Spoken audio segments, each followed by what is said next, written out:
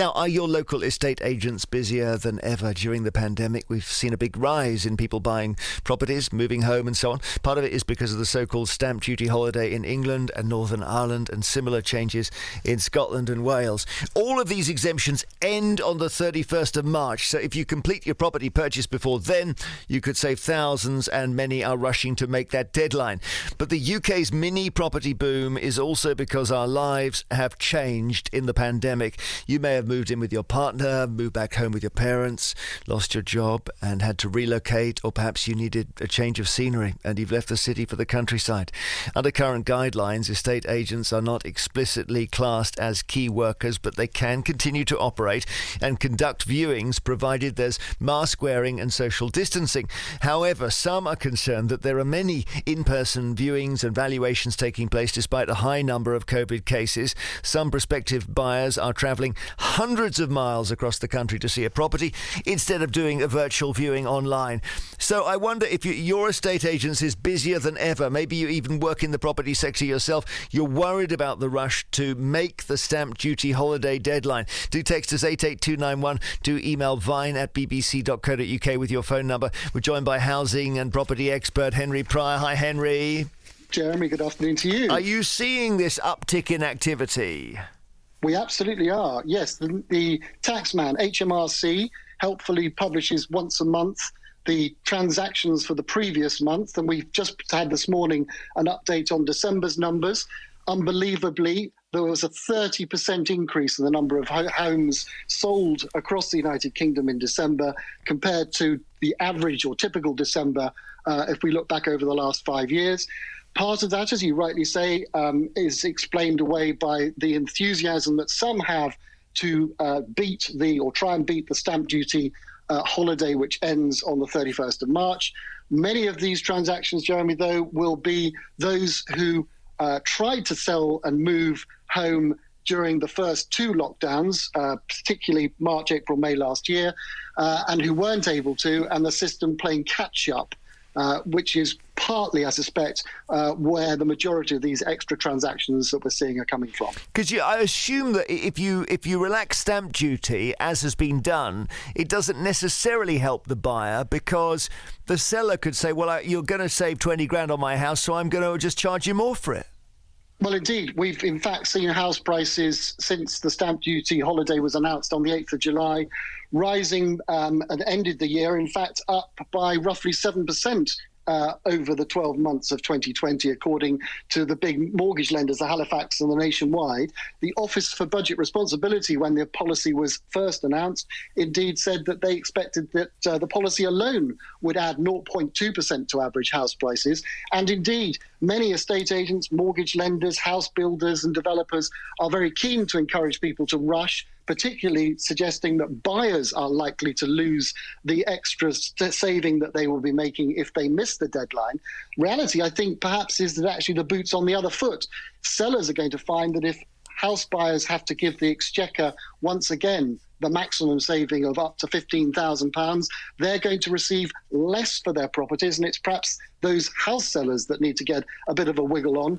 My advice to everybody involved in the house buying and selling process at the moment is to slow down, take your time. There is no rush. And of course, whilst there are some financial incentives that many would like to encourage you to think you might make, the reality is you're making a huge commitment. For most people, the biggest single commitment they make in their lives. And that is not something you need to rush for the saving of potentially, as I say, a maximum of 15 grand. Nobody should be looking at making those kinds of decisions solely on the basis of this. I was thinking that we experienced something a little bit like this, Henry, in the 80s, because I was in my 20s and there was a thing called mortgage interest tax relief. MIRAS. MIRAS. Yep, MIRAS. And you'll know all about this. Mrs. Thatcher, I think, decided that it would expire, and that was a perk of buyers, essentially, and it caused a stampede. But at the end of the stampede, there was a massive crash.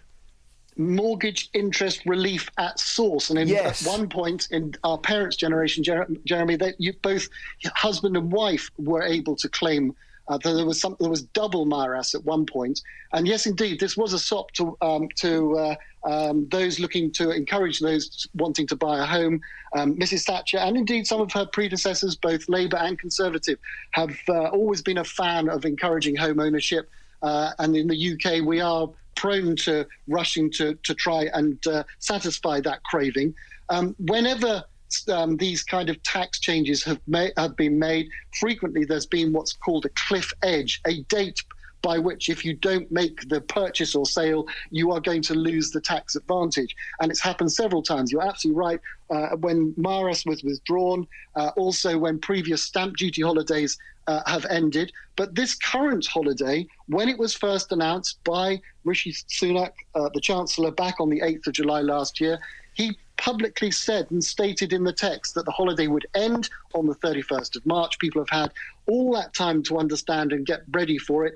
But nevertheless, understandably, there are some people who didn't get going in time or didn't find something in time, or have just got bogged down in the system, which, as I said before, is under some pressure at the moment. Roughly 30% more transactions were trying to be pushed through the system at a time when it's quite difficult. There's additional friction in the house moving process. And it's those people who are starting to be concerned they're going to miss out. And inevitably, when you talk about large sums of money, that becomes emotionally charged. But also that there's COVID, and we've sort of brushed past it. But you get a flurry, you get people going hundreds of miles, they go from a tier 4 to a tier 5 or whatever. That's not relevant now. But I feel sorry for the poor old estate agents who must be so exposed here. Estate agents are in a very difficult position. It's not every day, Jeremy, that one can get sympathy from the public as to the plight of estate agents.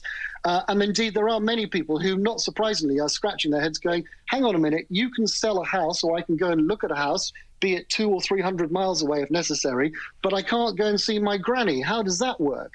And the reality is that what we're trying to do, and what the government is very keen to ensure, is that whilst everybody's advice is very sensibly that you should only be doing this if it is essential, there are an awful lot of people, perhaps a surprising number of people, who do have to move home and who aren't able to sit on their hands and wait. Roughly 400,000 tenancies come to the end of their period every month, and therefore some people will have to find somewhere else to live when that tenancy finishes.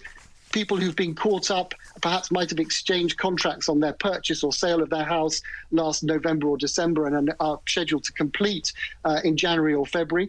There may be as many as 1 million people every month who have to find a new home.